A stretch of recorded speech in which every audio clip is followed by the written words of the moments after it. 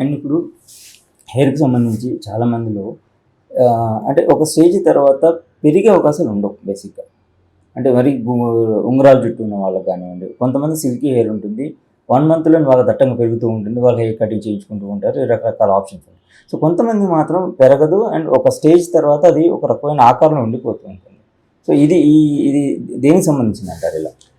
See మీరన్నట్లు ఉంగరాల జుట్టున్నటువంటి వాళ్ళు అంటే కర్లీ హెయిర్ ఉన్నటువంటి వాళ్ళల్లో ఈవెన్ హెయిర్ గ్రోత్ ఉండకపోయినప్పటికీ కూడా ఓకే, వాళ్ళలో హెయిర్ థిన్నింగ్ అయినప్పటికీ కూడా వాళ్ళు బికాస్ ఆఫ్ ది ఆ యొక్క హెయిర్ యొక్క కర్ల్ చేత ఈ యొక్క స్కాల్ప్ సర్ఫేస్ని అధిక భాగం కవర్ చేస్తూ ఉంటుంది బై హెయిర్తో.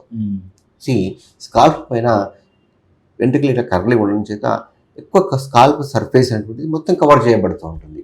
సో ఆ రకంగా వాళ్ళకి కర్లీ హెయిర్ వాళ్ళకి థిన్నింగ్ అనేటువంటిది పెద్దగా కనిపించదు. సో బట్టతలు అనేటువంటిది పెద్దగా కనిపించదు. సిగ్నిఫికెంట్గా అయితే మాత్రం తప్పక పెద్దగా కనిపించదు. సో అది కర్లీ హెయిర్ ఉన్నటువంటి వాళ్ళకి అది అడ్వాంటేజ్.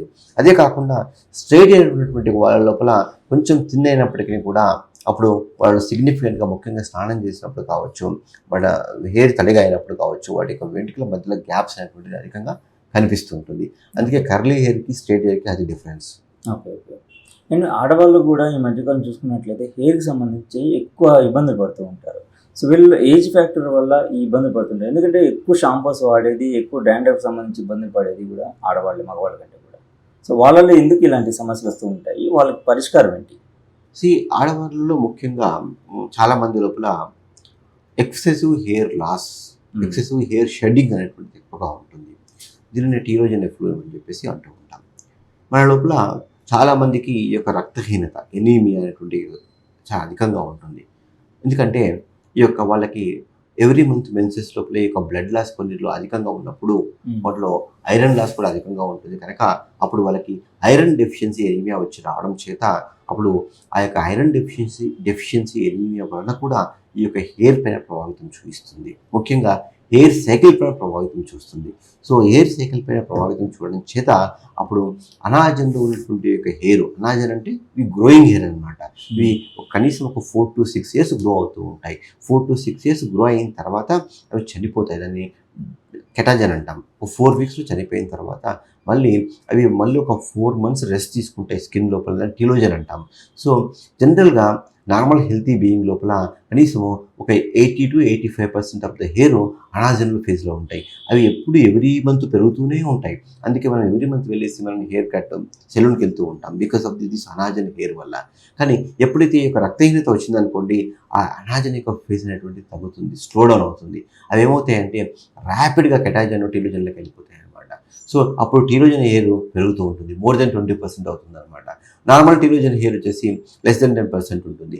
లెస్ దెన్ 10% అంటే పర్ డే వచ్చేసి 50 నుంచి 100 వెంట్రుకలు పడిపోవడం సర్వసాధారణం ఎవరికైనా. ముఖ్యంగా హెడ్ వాష్ చేస్తున్నప్పుడు కావచ్చు, కోమ్ చేస్తున్నప్పుడు కావచ్చు, ఆయిల్ అప్లై చేసినప్పుడు కావచ్చు, మనకు 50 to 100 హెయిర్స్ అనేటువంటి రాలిపోతూ ఉంటాయి.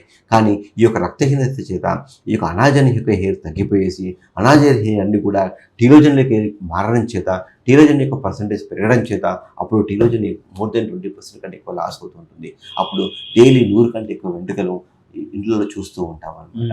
అందుకే ఈ యొక్క ఫిమేల్స్ లోపల ఈ యొక్క హెయిర్ షెడ్డింగ్, సో ఈ యొక్క ఎయిర్ సైకిల్ మీద ప్రభావితం చూడడం చేత అప్పుడు దాని టీలోజన్ ఎఫ్లూయంగా రక్తహీనత ఉన్నటువంటి వాళ్ళ లోపల ఈ యొక్క టీలోజన్ ఎఫ్లూయం అనేటువంటిది చాలా కామన్గా ఉంటుంది.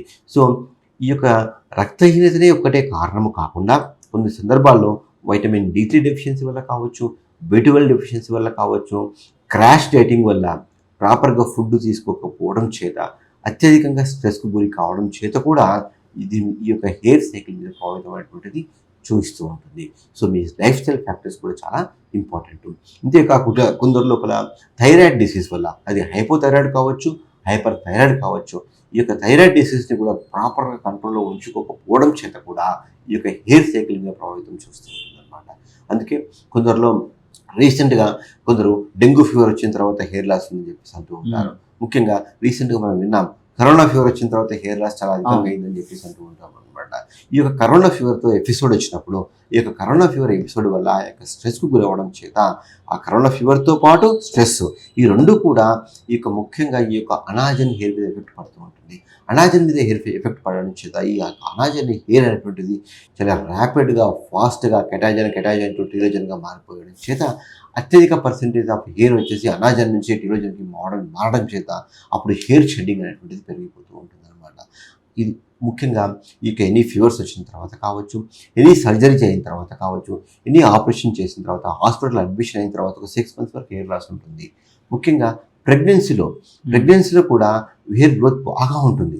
కానీ ఒకసారి డెలివరీ అయిన తర్వాత ఆ యొక్క హార్మోన్స్ అనేటువంటివి ర్యాపిడ్గా షిఫ్ట్ అవ్వడం చేత అప్పుడు కూడా ఈ యొక్క హెయిర్ సైకిల్ మీద ప్రభావితం చూడడం చేత కూడా అప్పుడు కూడా మీరు ఈ యొక్క టీలోజన్ ఎఫ్లూమ్ అనేటువంటిది చూస్తారు.